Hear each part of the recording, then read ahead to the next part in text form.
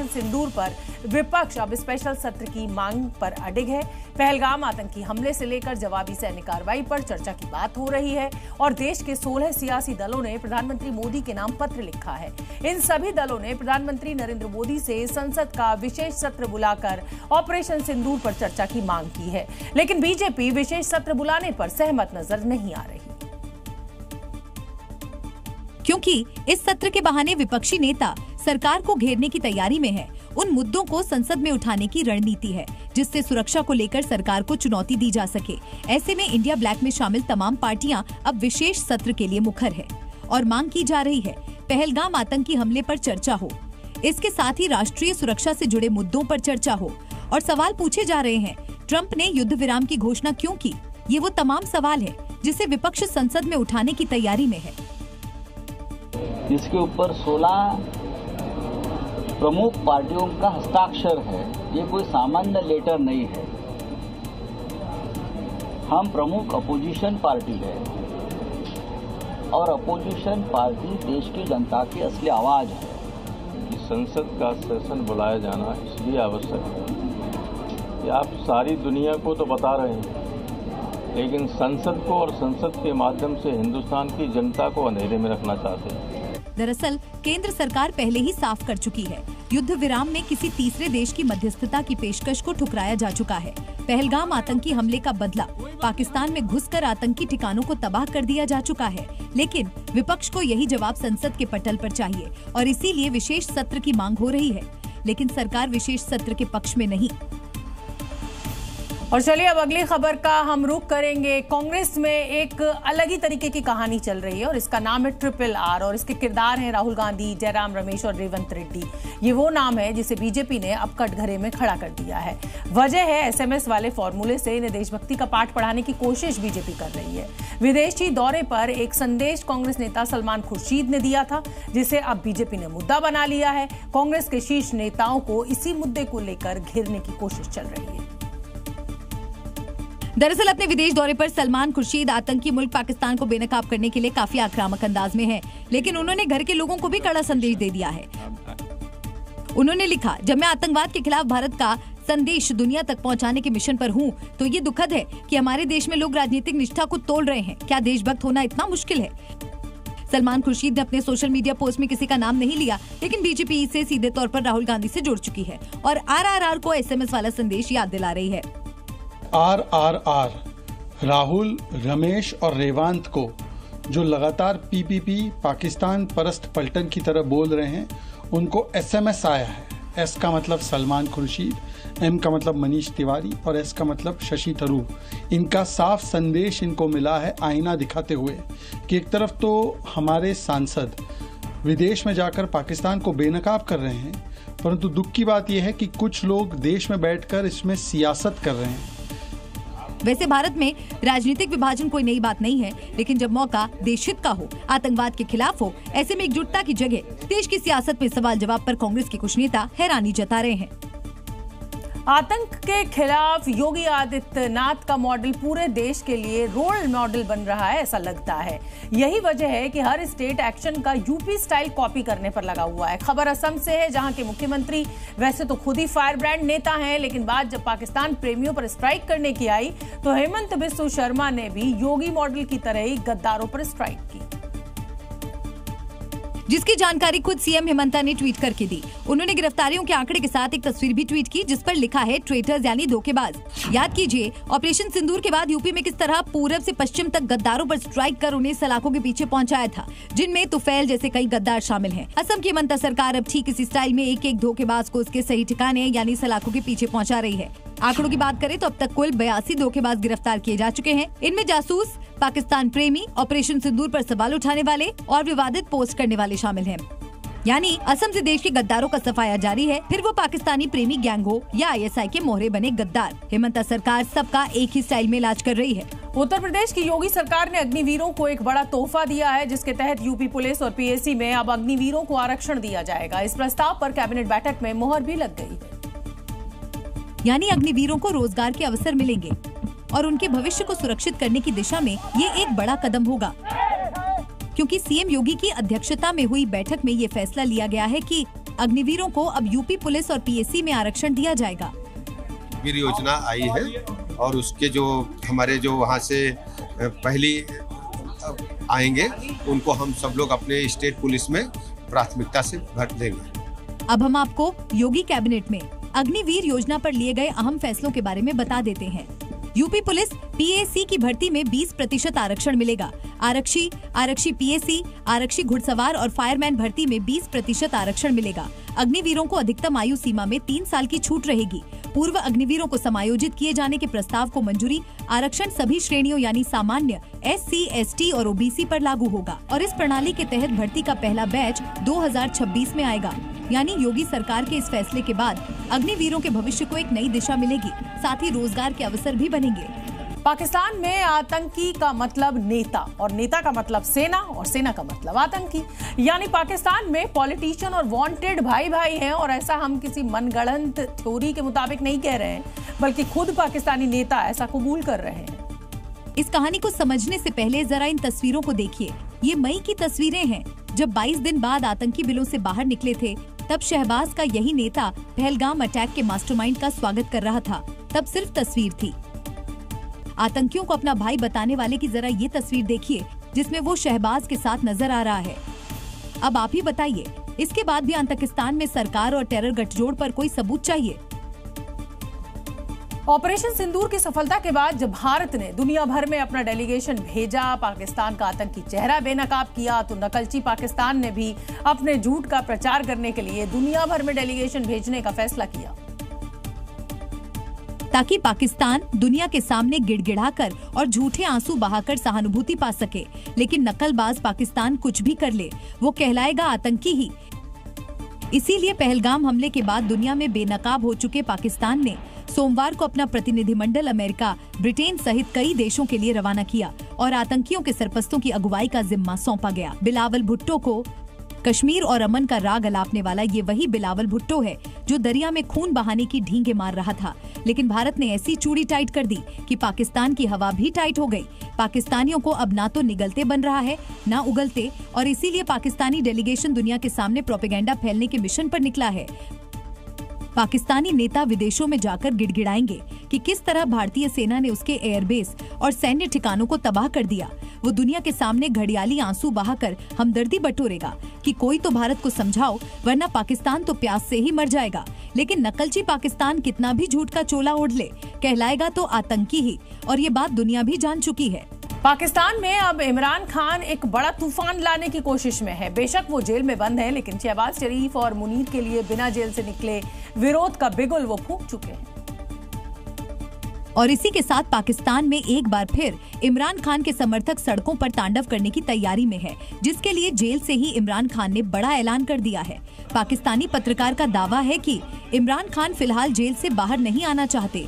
Jail से बाहर आने के लिए वो नवाज शरीफ की तरह डील नहीं करना चाहते और जेल में रहते हुए शहबाज सरकार को सबक सिखाने के लिए जंग शुरू कर चुके हैं। यानी भ्रष्टाचार के मामले में इमरान खान जेल में बंद है और उन्हें 14 साल की सजा सुनाई गई थी, लेकिन वो बिना किसी सरकारी शर्तों के जेल से बाहर आने को तैयार नहीं। और यही वजह है कि अब जेल से ही इमरान खान शहबाज की सरकार को कसने के लिए जंग का ऐलान कर चुके हैं।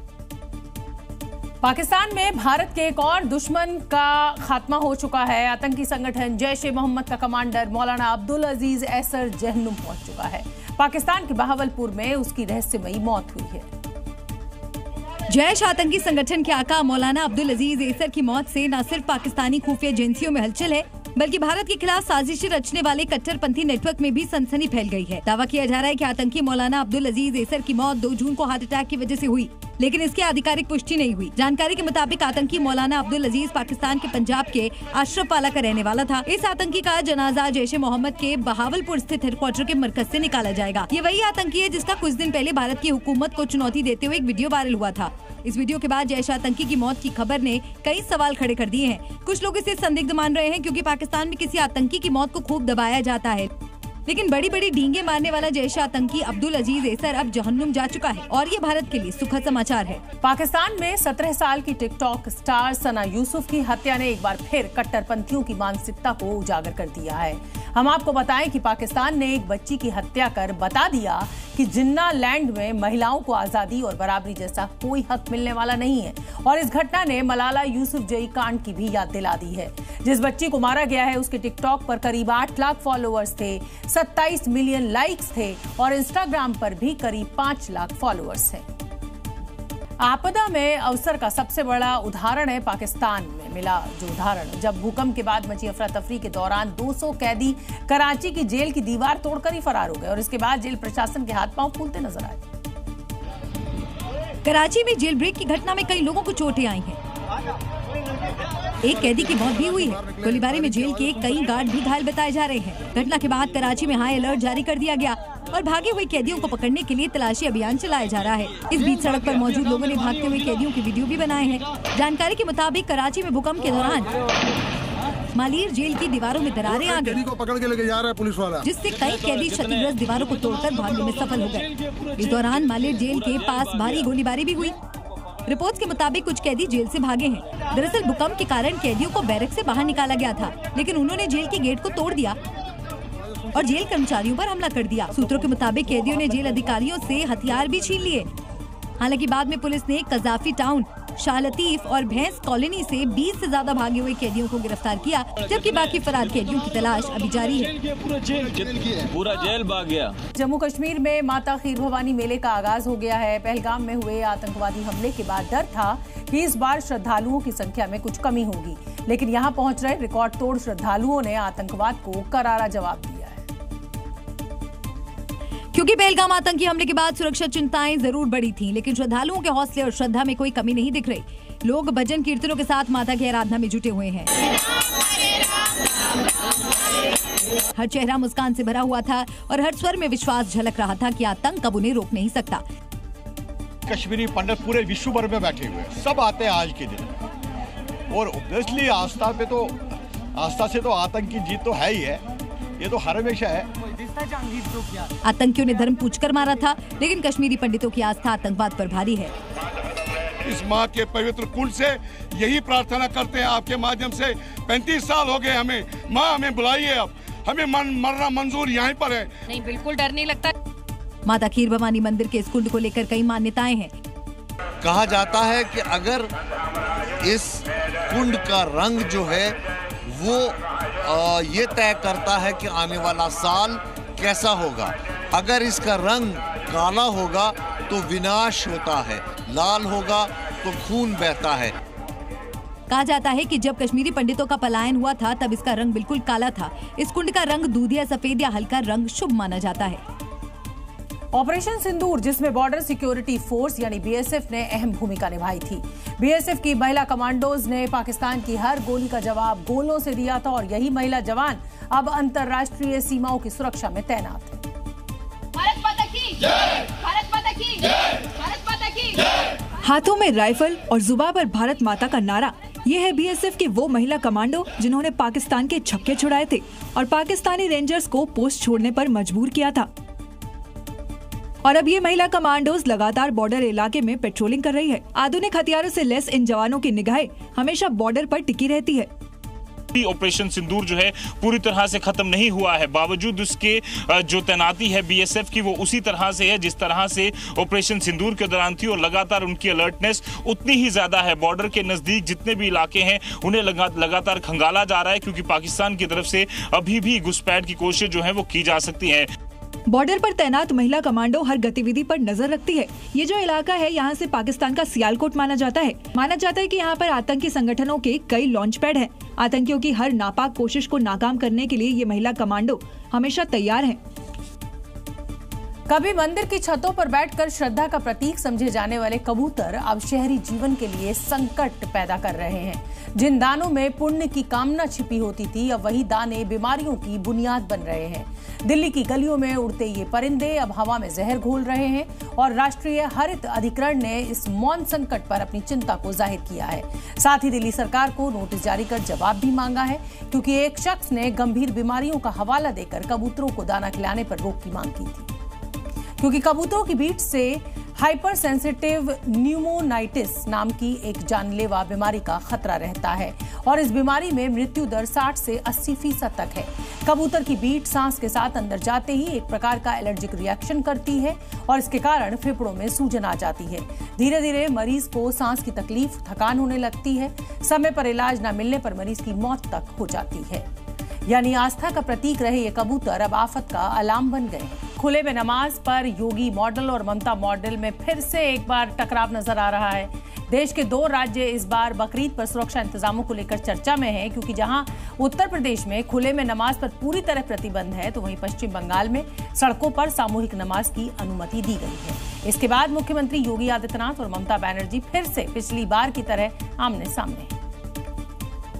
बंगाल के अंदर वो हत्या पर भी वे प्रतिबंध नहीं लगा सकती, क्योंकि उन्हें भय है कि उनका वोट बैंक ही खिसक जाएगा।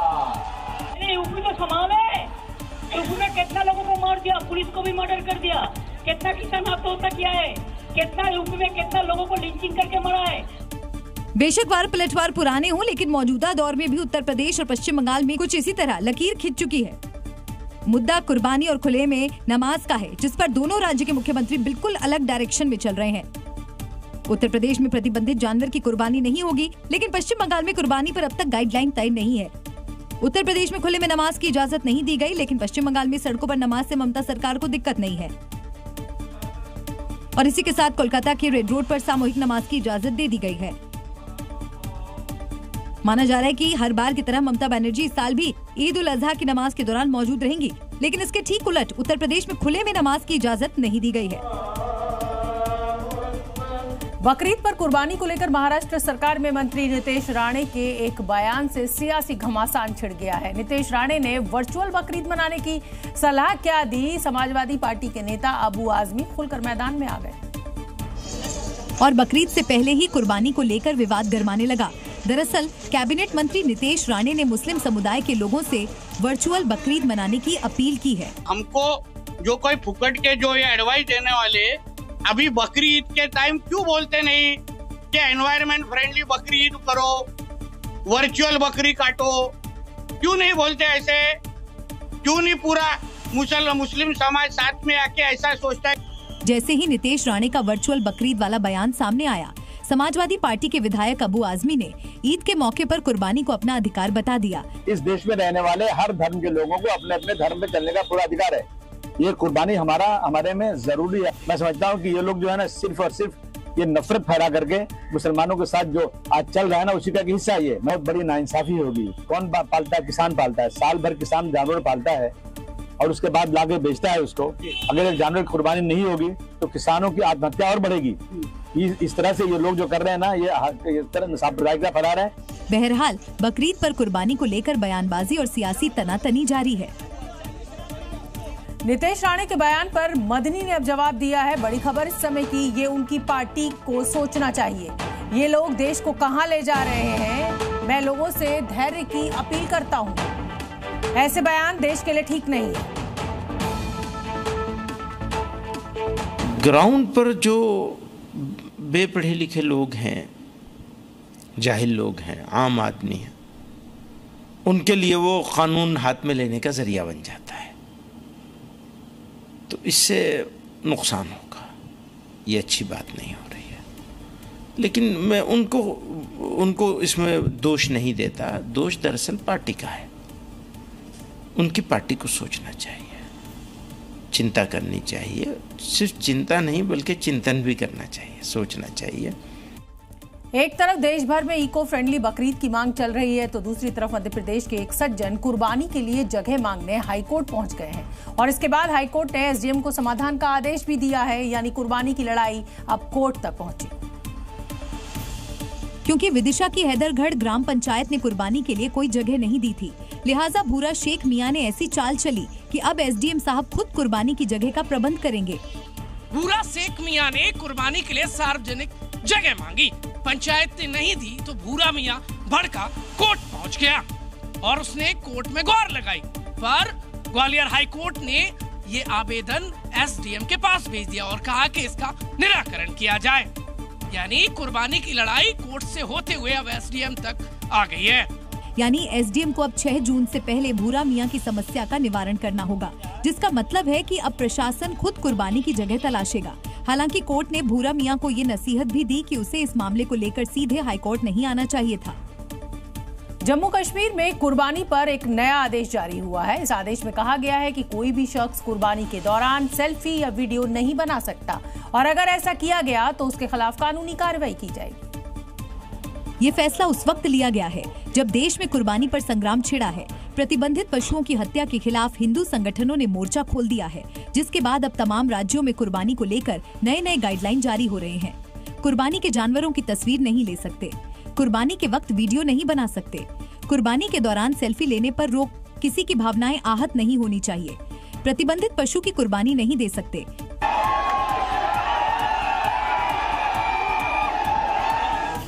ये फैसला उस लिहाज से भी अहम है जब हिमाचल प्रदेश के नाहन में पिछले साल कुर्बानी के वक्त सेल्फी लेने पर बवाल मच गया था। ऐसे में पूरे देश में कुर्बानी के समय वीडियो या सेल्फी लेने पर रोक लगा दी गई।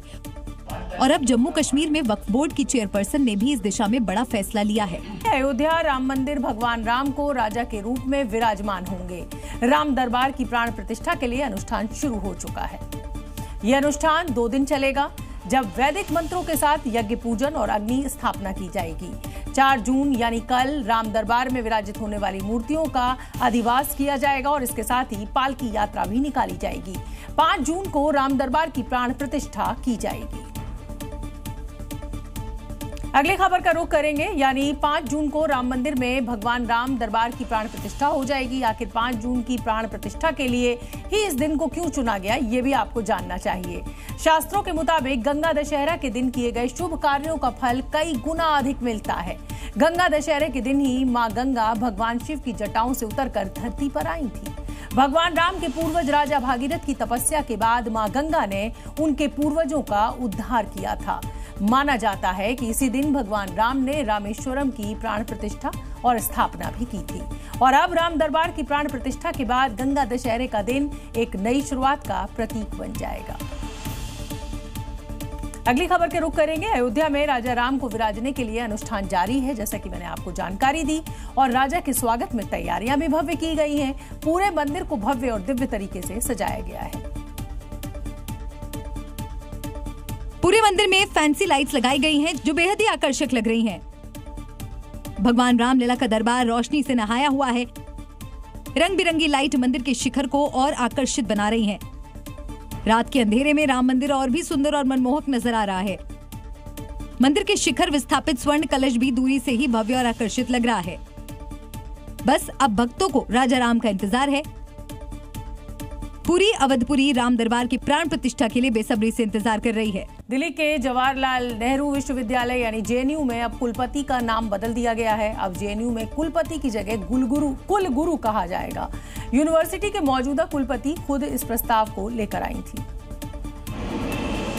यानी अब जवाहरलाल नेहरू विश्वविद्यालय के सभी ऑफिशियल डॉक्यूमेंट्स जैसे डिग्री सर्टिफिकेट, सभी सरकारी कागजों में कुलपति शब्द की जगह कुलगुरु लिखा जाएगा। इस फैसले के पीछे 2 बड़े कारण हैं।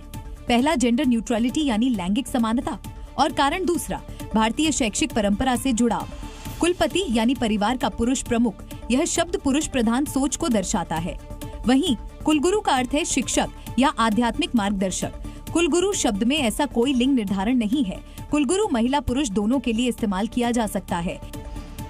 जेएनयू में कुलपति के टाइटल में बदलाव भारत की गुरु शिष्य परंपरा से प्रेरित भी बताया जा रहा है। इसमें गुरु को ज्ञान का प्रतीक माना जाता है, न कि किसी खास जेंडर का। ये पहला मौका नहीं है जब किसी संस्था ने कुलपति को कुलगुरु कहने की बात की हो। इससे पहले राजस्थान और मध्य प्रदेश जैसे राज्यों में भी विश्वविद्यालयों में कुलपति शब्द की जगह कुलगुरु शब्द को अपनाने का प्रस्ताव सामने आ चुका है। दिल्ली में एक सन की आशिक की खौफनाक करतूत सामने आई है, जहां डीयू की छात्रा महक जैन को उसके ही बॉयफ्रेंड ने मौत के घाट उतार दिया। महरौली के जंगल से पुलिस को महक का शव मिला है। जांच में पता चला है कि महक के बॉयफ्रेंड ने महज इसलिए अपनी गर्लफ्रेंड का मर्डर कर दिया क्योंकि दोनों में मनमुटाव था और महक कई दिनों से उससे बात नहीं कर रही थी, और इसी वजह से हशकीरत ने वारदात को अंजाम दिया। यही नहीं, सन की आशिक हशकीरत ने हत्या के बाद शव को जलाने का प्रयास भी किया। जानकारी के मुताबिक जहांगीरपुरी इलाके की रहने वाली महक जैन हर रोज की तरह रविवार को दिल्ली यूनिवर्सिटी के विवेकानंद कॉलेज जाने के लिए निकली थी। लेकिन दिन के करीब 2:30 बजे महक के परिवार वालों के पास एक फोन आता है और बताया जाता है कि उनकी बेटी का मर्डर हो गया है। शक के आधार पर अशकीरत को पुलिस हिरासत में लेती है और जब कड़ाई से उसकी पूछताछ की जाती है तब वो पुलिस के सामने टूट जाता है और अपना गुनाह कबूल कर लेता है कि अक्सर उसके अपनी दोस्त महक के साथ लड़ाई झगड़े होते थे और इसीलिए उसने 1 जून को शाम को उसे मिलने के लिए संजय वन के इसी जंगल में बुलाया था। पुलिस के मुताबिक आरोपी हशकीरत ने महक के शरीर पर चाकू से एक नहीं बल्कि कई वार किए और पहचान छिपाने के लिए बाद में शव को जला दिया। फिर घर वालों को फोन करके झूठी कहानी बताई। जब महक के परिजन मौका वारदात पर पहुंचे तो पुलिस को सूचना दी गई। फिलहाल आरोपी हशकीरत पुलिस की गिरफ्त में है। उसने अपना गुनाह कबूल लिया है और पीड़िता का परिवार इंसाफ की मांग कर रहा है। फौजी का सिर्फ एक ही धर्म होता है और वो धर्म होता है सरहद की रक्षा करना, न कि दरवाजे और ताले तोड़ना। मगर उत्तर प्रदेश के बागपत जिले में जो दृश्य देखने को मिला वो राष्ट्र रक्षा के गौरवशाली चिन्हों पर एक बेमेल धब्बा था, क्योंकि 2 भाइयों के बीच संपत्ति का पुराना झगड़ा इस हद तक पहुंच गया कि अब उसमें वर्दीधारी फौजियों की फिल्मी एंट्री हो गई। कहानी किसी हिंदी फिल्म के दृश्य से कम नहीं। सेना में कर्नल रैंक पर तैनात एक भतीजे ने अपने ताऊ से मकान पर कब्जा लेने के लिए न सिर्फ कानून बल्कि सेना की गरिमा को भी ताक पर रख दिया। जरा तस्वीरें देखिए। आधा दर्जन फौजी गांव में सेना के ट्रक में सवार होकर पहुंचे। जैसे कोई मोर्चा फतेह करना हो वैसे ही मकान पर धावा बोल दिया। लोहे का गेट हथौड़े और बाजुओं की ताकत से तोड़ा गया, ताले उखाड़े गए और सारा दृश्य कैमरे में कैद हो गया। ये तस्वीरें न केवल शर्मनाक है बल्कि एक गहरी चिंता भी पैदा करता है, क्योंकि देशभक्ति का भाव दरवाजा तोड़ने में तो तब्दील नहीं हो सकता। पुलिस ने इस पूरे मामले में FIR दर्ज कर ली है और जांच जारी है, मगर सवाल अब भी वही है, क्या सेना जैसी संस्था के अनुशासन को निजी स्वार्थ के लिए इस हद तक मोड़ा जा सकता है? क्या अब वीर सिर्फ दुश्मन से नहीं रिश्तेदारों से भी लड़ेंगे? क्योंकि ये सिर्फ कानूनी मसला नहीं बल्कि समाज और संस्थाओं के बीच बने विश्वास के पुल पर लगी दरार है। अब देखना ये है कि कानून इस टूटे हुए गेट के साथ साथ लोगों के टूटे विश्वास को भी फिर से कैसे जोड़ेगा। देश में मानसून इस समय पहले से जल्दी दस्तक दे चुका है। केरल से लेकर महाराष्ट्र तक और गुवाहाटी से लेकर इम्फाल तक जमकर बारिश हो रही है। पूर्वोत्तर भारत में प्री मानसून बारिश के चलते बाढ़ और भूस्खलन से तबाही मची है। तस्वीरें मणिपुर की राजधानी इम्फाल की हैं। ड्रोन से लिए गए इस वीडियो में आप बाढ़ का रौद्र रूप देख सकते हैं। शहर में जिधर भी आपकी नजर जाएगी बाढ़ का पानी ही नजर आ रहा है। ऐसा लग रहा है मानो शहर में दरिया उतर आया है।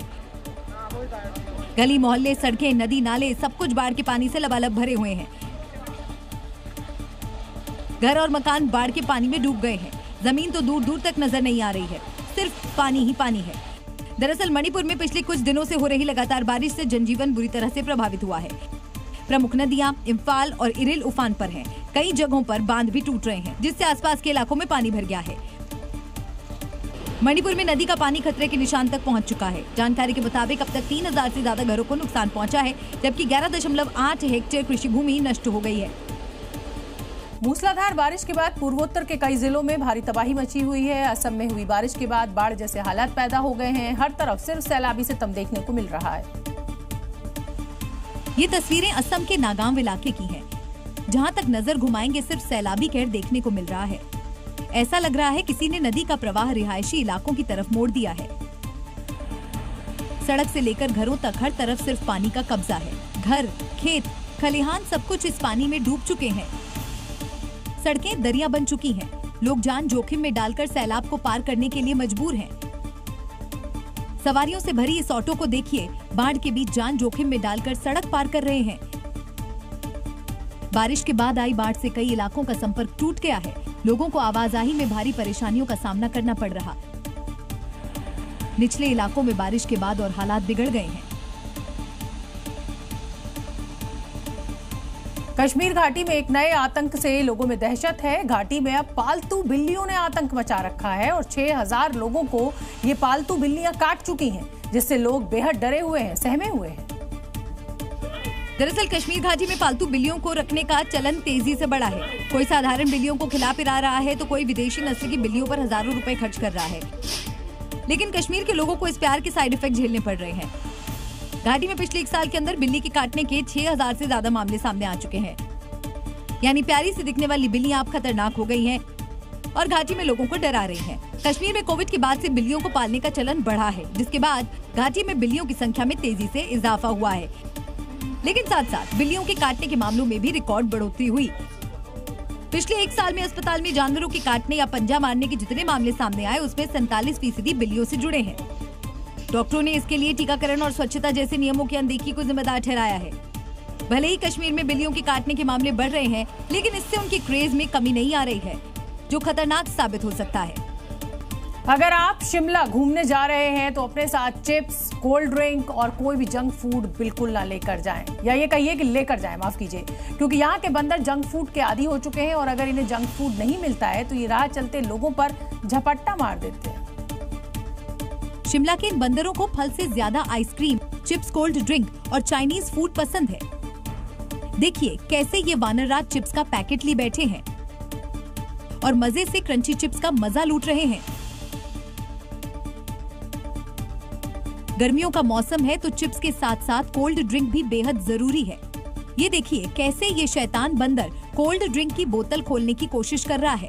बोतल का ढक्कन तो जैसे तैसे खोल लिया, लेकिन बोतल से पी नहीं गई, इसीलिए पहले बोतल को गिराया और फिर कोल्ड ड्रिंक का आनंद लिया। अरे रुक जाइए वानरराज, ये कोल्ड ड्रिंक आपके लीवर को नुकसान पहुंचा सकती है।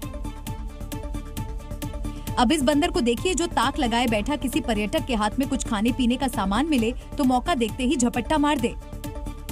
इस तपती गर्मी में अगर आइसक्रीम मिल जाए तो बात ही क्या। देखिए ये बंदर कैसे तपती धूप में आइसक्रीम का मजा ले रहा है, वो भी चोकोबार। बंदरों ने आम लोगों के साथ जीना तो सीख लिया है, लेकिन उनकी इस दोस्ती की एक शर्त है, जंक फूड। अगर ये जरूरत पूरी न हो तो बंदर इंसानों पर ही हमला कर देते हैं।